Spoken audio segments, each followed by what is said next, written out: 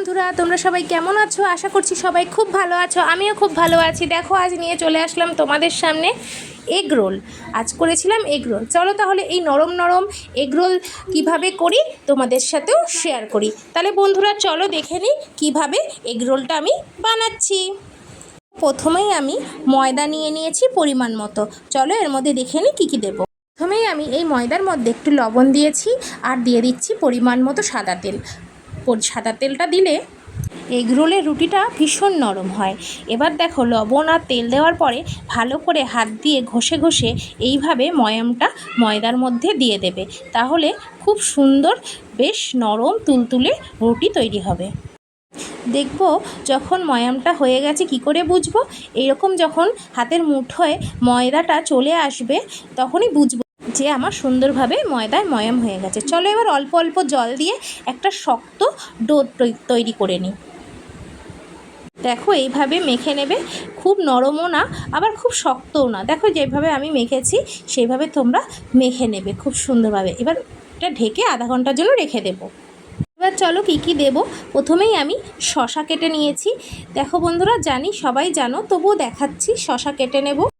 দেখো বন্ধুরা, দুখানা পেঁয়াজ নিয়েছি, একটা ছোট একটা বড়, এটাও কুচিয়ে নেব। দেখো, আর নিয়ে নিচ্ছি কটা কাঁচা লঙ্কা। তোমরা তোমাদের ইচ্ছা মতো সব কিছু নেবে। দেখো বন্ধুরা, আমি সব কিছু কুচিয়ে নিয়েছি, শসা, পেঁয়াজ, লঙ্কা। তোমরা তোমাদের মতো সবজি এর মধ্যে অ্যাড করতে পারো। তোমরা এর মধ্যে বাঁধাকপি কুচি বা গাজর কুচি এগুলো দিতেই পারো। দেখো এবার ময়দার লেচি কেটে নিয়েছি।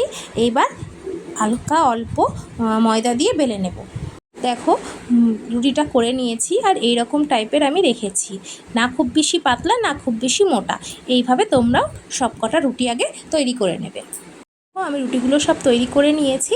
এবার তাওয়াটা আমার গরম হয়ে গেছে। এক এক করে রুটিগুলো দিয়ে হালকাভাবে আমি সেঁকে নেব। হালকাভাবে সেঁকে নিলে কি হবে, এগরোলটা করার সময় আমার খুব সুবিধা হবে আর রুটিটাকে ভালো করে ভাজতে হবে না। দেখো এইভাবে এক এক করে রুটিগুলোকে আমি হালকাভাবে সেঁকে নিয়েছি। তোমরা চাইলে এগুলোকে সেঁকে স্টোর করেও রাখতে পারো ফ্রিজে, পরে একটা একটা করে ভেজে খেতে পারবে। তো বন্ধুরা, এবার ডিম ফাটিয়ে নিচ্ছি। এবার আমার হাজব্যান্ড আমায় একটু হেল্প করে দিচ্ছে। ও বলল আমি এগরোলটা ভাজছি, দেখো তুমি। সামান্য লবণ দিয়ে আমি ডিমটাকে ভালো করে ফেটিয়ে নেব।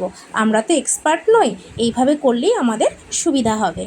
আমরা তো আর দোকানদারের মতো করতে পারবো না, যেভাবে করছি সেইভাবেও তোমরা একবার চেষ্টা করে দেখতে পারো। তেলটা গরম হয়ে যাক। তেলটা গরম হওয়ার পর রুটিটাও দিয়ে দিল।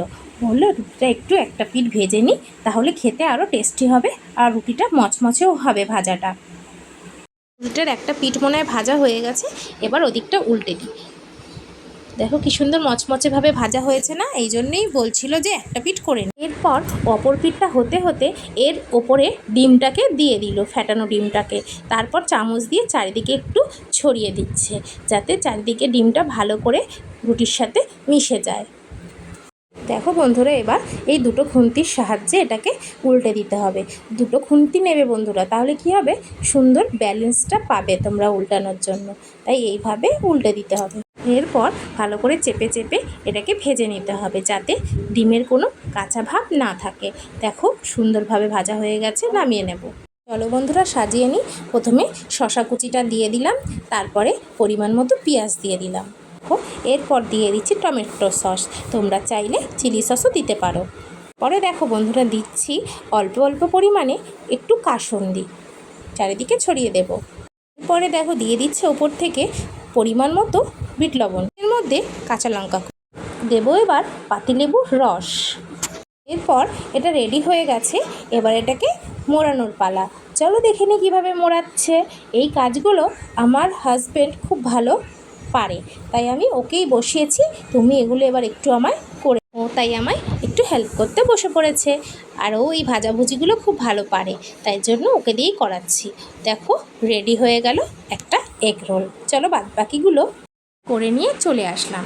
এই দেখো আমার সবকটা এগরোল রেডি। দেখো কত সুন্দর হয়েছে না? পুরো দোকানের মতো দেখতে হয়েছে না? আর খেতেও দোকানের থেকেও বেশি ভালো টেস্টি হয়। আর এইগুলো বাচ্চারাও খেতে পারে, কারণ বাচ্চাদের বাইরের জিনিস খাওয়াটা একটু না খাওয়াই ভালো, তাই ঘরে করে দিলে খুবই ভালো। বন্ধুরা অবশ্যই তোমাদের বাচ্চাদের তোমরা করে একদিন খাইও। তাহলে বন্ধুরা ভিডিওটি যদি তোমাদের ভালো লাগে অবশ্যই একটা লাইক কমেন্ট শেয়ার আর ফলো করে দিও। টাটা বন্ধুরা।